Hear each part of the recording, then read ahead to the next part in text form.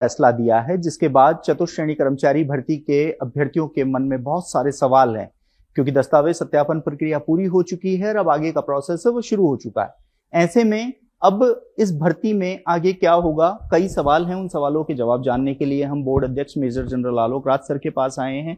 Sir, बहुत बहुत स्वागत है आपका। नमस्ते, जय हिंद।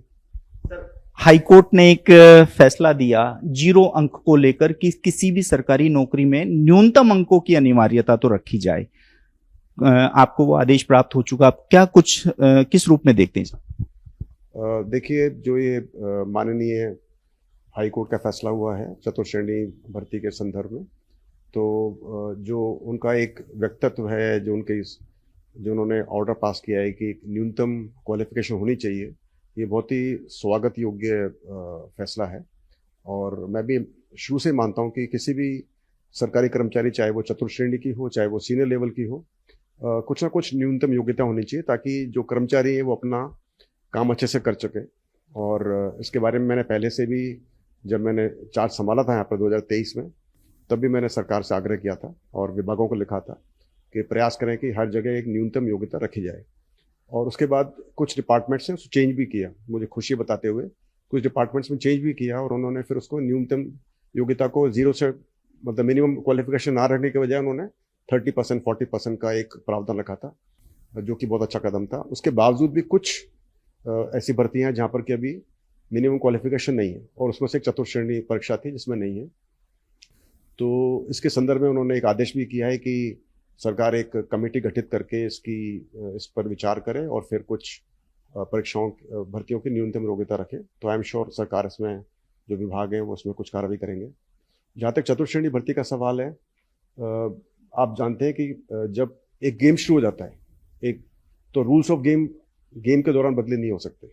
ये एक हमारी मान्यता है, ये इस तरह का प्रेसिडेंस बना हुआ है।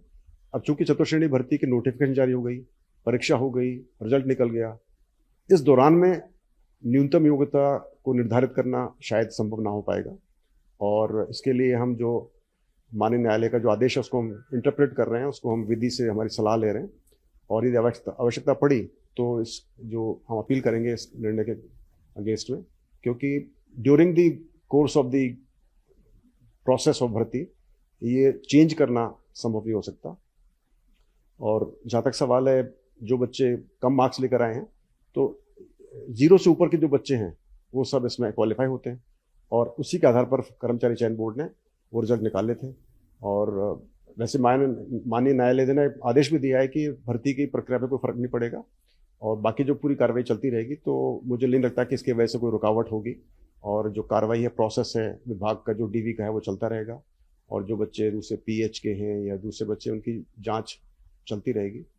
तो विधि से परामर्श करने के बाद फिर हम एक निर्णय लेंगे, और आवश्यकता पड़ी तो हम डबल मैच में जाएंगे। और लेकिन मैं समझता हूँ इससे बहुत ज़्यादा फर्क नहीं पड़ेगा। जो मेरिट में बच्चे हैं, टॉप में बच्चे हैं, जो आ रहे हैं, उनका सिलेक्शन होना निश्चित है। जैसे न्यूनतम अंकों को लेकर आप शुरू से ही फेवर में रहे हैं, किसी भी स्तर की परीक्षा हो, जैसे आरपीएससी ने 40% न्यूनतम अंकों की अनिवार्यता कर दी, एक स्ट्रिक्ट आदेश है। यूआर साहू साहब ने जब ज्वाइन किया था तो उन्होंने साफ कहा था कि ये नियम नहीं बदला जाएगा। आप किस रूप में देखते हैं कि कर्मचारी चयन बोर्ड की भर्तियों में भी इतना तो न्यूनतम अंकों का क्राइटेरिया होना ही चाहिए? देखिए, न्यूनतम मार्क्स का क्राइटेरिया कर्मचारी चयन बोर्ड का निर्णय नहीं हो सकता। ये जो निर्णय होता है ये विभाग का होता है, और ये हमारे अधिकार क्षेत्र के बाहर होता है। और विभाग भी शायद चाहते हैं कि उनका न्यूनतम मार्क्स होने चाहिए, मगर उनके विभागीय रूल्स होते हैं, और वो रूल्स एक कैबिनेट स्तर पर अप्रूव होते हैं। तो वो चाहते हुए भी इतनी जल्दी से किसी को चेंज नहीं कर सकते, किसी भी रूल को। तो उनकी भी इस प्रकार की मजबूरी होती है, और ये निर्णय एक उच्च स्तर पर लिया जाना चाहिए, लिया जाएगा कि भाई किस किस भर्ती में न्यूनतम स्तर रखा जाएगा।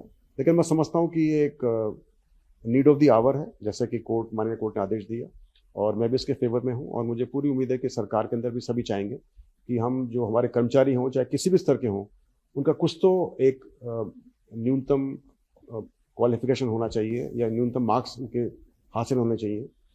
जैसे एक एनएचएम के अंदर एक नर्स का अपॉइंटमेंट था, तो उसके काफ़ी कम मार्क्स थे, मगर चूंकि उसमें न्यूनतम क्वालिफिकेशन का कोई भी मार्क्स का कोई भी क्राइटेरिया नहीं था, तो बहुत ही कम मार्क्स पर उसको नर्स के लिए बनाना पड़ा। लेकिन उसके बाद फिर डिपार्टमेंट ने निर्णय लिया और बाकी सभी परीक्षाओं में उन्होंने फिर उसको 40% क्राइटेरिया कर दिया या 35% फॉर SC/ST कर दिया। तो वो अच्छा एक निर्णय था स्वास्थ्य विभाग का।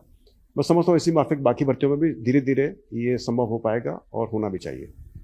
इस समय चतुर्श्रेणी कर्मचारी भर्ती के वो अभ्यर्थी बहुत डरे हुए हैं। हालांकि देखिए, एक्स सर्विसमैन हो, दिव्यांग हो या विधवा कोटे की हो, शहरिया हो, 10 गुना सूची लिस्ट आपने जारी की थी, लेकिन फिर भी वो डरे हुए हैं। इन अभ्यर्थियों को क्या मैसेज देंगे कि आपको डरने की जरूरत नहीं है? क्योंकि एक मीडिया में ऐसा वो बन गया कि ये अब नौकरी नहीं लगेंगे, बाहर हो जाएंगे, क्योंकि कई ऐसे अभ्यर्थी हैं जिनका 0 पे चयन हो रहा है। उन अभ्यर्थियों के डर को दूर करने के देखिए, चयन 0 पे नहीं हो रहा है, 0 से नीचे पे चयन नहीं हो रहा है।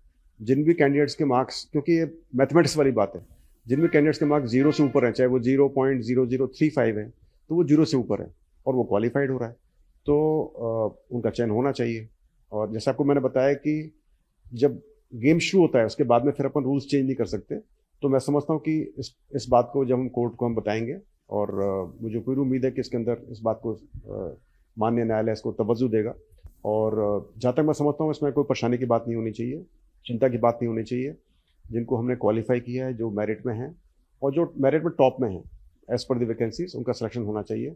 और ऐसी मेरी मैं ऐसा चाहता हूँ और उम्मीद है ऐसा होगा।